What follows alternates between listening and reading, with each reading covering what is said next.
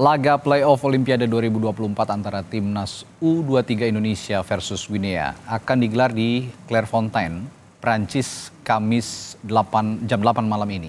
Dan Guinea harus melakoni laga playoff setelah menempati peringkat keempat Piala Afrika U23 tahun 2023. Indonesia pun menorehkan pencapaian sama pada Piala Asia U23 2024 yang baru rampung pada 3 Mei lalu. Lalu bagaimana peluang timnas U23 untuk meraih tiket terakhir menuju Olimpiade Paris? Kami akan membahasnya bersama wartawan senior harian Kompas, Mas Adi Prinantio. Selamat pagi, Mas Adi. Selamat pagi, Mas Radi. Sehat-sehat selalu. Sehat selalu, Mas Adi. Mas Adi, kalau lihat susunan pemain yang dirancang oleh Coach Sinteyong ini dan daftar skuad Guinea oleh Kaba Diawara, peluang terakhir timnas U23 melenggang ke Olimpiade Paris bagaimana menurut Anda, Mas Adi? Ya, kalau dari sisi sejarah ya, ibaratnya kita sudah tanggung ya, kalau tidak sekarang kapan lagi. Dan kita sudah menanti 68 tahun sejak 1956 ketika kita terakhir kali tampil di Olimpiade. Sehingga penantian panjang yang hampir 70 tahun itu membuat motivasi timnas U23 sangat berlipat. Dan di luar faktor squad, rasanya motivasi, semangat, spirit untuk sangat ingin menang, ini akan sangat menjadi penentu dari hasil laga nanti ya, Indonesia melawan Guinea, Mas Radi. Ya. Sehingga faktor ini yang saya pikir akan digandakan berkali-kali lipat oleh Sintayong. Dan kita melihat bahwa Sintayong ini juga pelatih yang juga bukan hanya juru taktik tapi motivator. Ya. Sehingga dari tangan Sintayong pula Korea mengalahkan Jerman di grup Piala Dunia 2018. Ya. Jadi saya pikir meski squad kita mungkin jumlah pemain yang tampil di klub Eropa kalah jauh dibanding Guinea, tapi berlipat gandanya motivasi itu semoga akan membuat pembeda ya dari laga kali ini. Oke, kita sekarang masuk ke susunan pemain nih Mas Adi. Kalau kemarin kan sepertinya pelatih Sintayong menempatkan 3 bek tengah sekaligus di belakang gitu ya dengan formasi 3-4-3. Kalau sekarang kira-kira akan menerapkan formasi yang sama dengan komposisi pemain Guinea yang punya kecepatan tinggi dan juga postur yang lebih bagus sepertinya. Ya, kemungkinan formasi 3-4-3 bisa jadi tidak akan diubah ya. Dan rasanya squad di belakang dengan kehadiran Alfeandra Dewangga itu akan menjadi faktor kunci karena ketiadaan Rizky Ridho. Sehingga kehadiran Dewangga itu akan sangat krusial ya. Dan penyesuaian dalam beberapa hari terakhir semoga akan membuat Dewangga juga sudah bisa klop ya untuk memainkan peran utamanya dalam laga yang sangat menentukan. Nah, bersama Ferrari dan Komang itu juga akan menjadi penentu karena dalam 2 laga terakhir kan kita kebobolan ya dengan Irak 2 gol, kemudian Uzbekistan juga 2 gol ya. Jadi saya pikir lini belakang akan makin dimatangkan karena kunci dari keberhasilan sebuah tim adalah compact to defense dan compact to offense. Jadi sigap dalam bertahan dan sigap dalam menyerang. Ketika setelah menyerang juga kemudian transisi menuju bertahannya cepat, dan ketika bertahan kemudian mendapatkan bola dari lawan, transisi menuju menyerangnya juga cepat. Nah, faktor-faktor ini yang akan menjadi penentu karena fisik juga menjadi faktor yang signifikan. Tadi sudah disampaikan oleh Sintayong bahwa aklimatisasi terhadap cuaca di Paris itu juga sedang menjadi perhatian. Jadi saya pikir aklimatisasi ini tidak ada masalah sehingga kebugaran akan terwujud dan pemain akan menampilkan yang terbaik. Ya, ini berbicara lini pertahanan masih sepertinya juga akan jadi perhatian karena Ya itu tadi, gempuran-gempuran pemain Guinea tampaknya akan sulit dihindari nanti dengan kecepatan dan postur yang lebih bagus lah ya, boleh dibilang satu tingkat lah di atas kita begitu. Nah, ketidakhadiran Justin Hubner ini sepertinya agak krusial juga. Pengganti Dewangga ini apakah juga bisa punya peran yang sama atau bisa di-switch dengan center back lainnya seperti ada Komang begitu dan ada beberapa pemain lain seperti Ferrari, bagaimana Mas Adi? Ya memang salah satu upaya yang disiapkan oleh Sintayong sebagai pelatih itu adalah menyiapkan kemampuan para pemain untuk bermain tidak hanya di posisi aslinya ya. Ya, versatile Sehingga begitu. memang betul. Ya. Sehingga memang back sayap seperti Komang itu memang juga harus siap untuk menjadi back tengah. Hmm. Nah, bahkan eh, seorang gelandang serang juga siap untuk menjadi pemain bertahan. Jadi Hmm. kalau dalam posisi total football itu memang semua pemain bisa menjadi untuk bermain di posisi manapun gitu. Hmm. Ya. Jadi kita juga melihat dalam klub-klub di Eropa seorang pemain bertahan tiba-tiba juga bisa menjadi penyerang dan kemudian penyerang juga bisa menjadi gelandang bertahan. Jadi saya pikir otak-atik posisi ini juga sudah menjadi bagian dari skenario Sintayong dan pemain rasanya siapapun juga harus siap dengan posisi baru dalam tanda kutip bagi dia dari posisi alamiahnya karena memang pertandingan kali ini ibaratnya it's now or never Ya. bagi tim under kita. Kalau tidak mencetak sejarah sekarang, maka kita akan menanti sekian tahun lagi. Jadi saya pikir karena ini kesempatan langka Mhm. dan ini kesempatan bagi para pemain dan pelatih untuk mengukir sejarah baru bagi Garuda Muda, Ya. saya rasa ini tidak akan disia-siakan. Oke. Lalu bercermin kepada pertandingan sebelumnya nih Mas Adi pada laga kalau semifinal pada saat itu melawan Uzbekistan ya. Kita juga kan kalah cepat dan juga sedikit kalah postur. Nah, kalau saya lihat agak ada kebingungan ketika bermain high defensive line. Ini mereka punya tendangan jarak jauh yang baik begitu ya Uzbekistan pada saat itu. Namun juga ketika defender ini turun ke belakang sepertinya set piece ataupun crossing dari pemain-pemain yang punya postur lebih tinggi dari kita juga mematikan gitu untuk mengancam gawang Hernando Ari.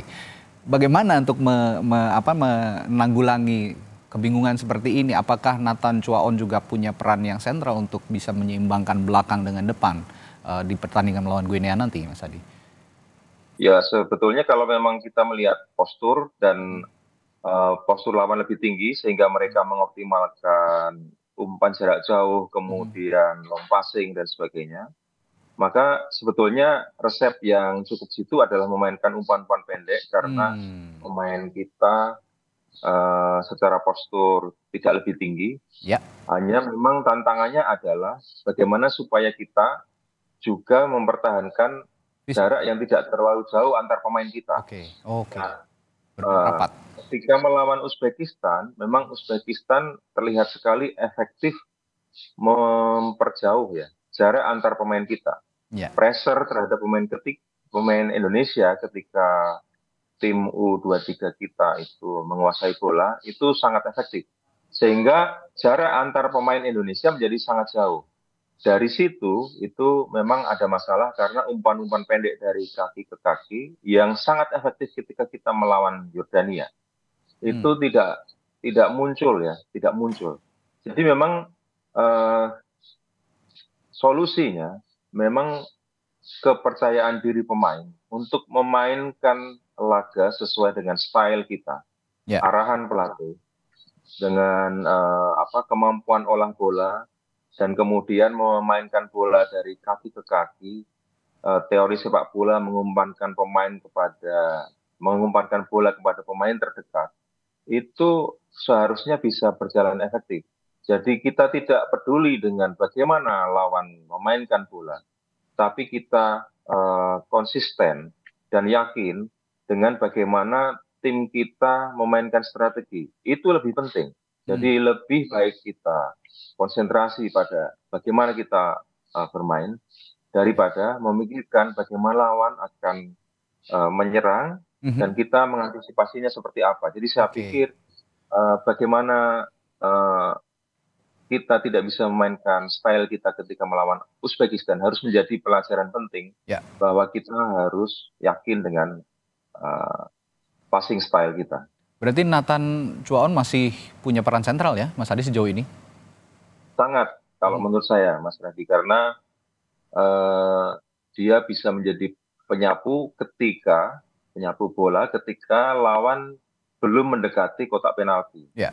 Dan kemudian ketika bola sudah dalam penguasaan, dalam tempo yang cepat, itu bisa mengumpankan bola kepada pemain menyerang kita dari lini serang ya.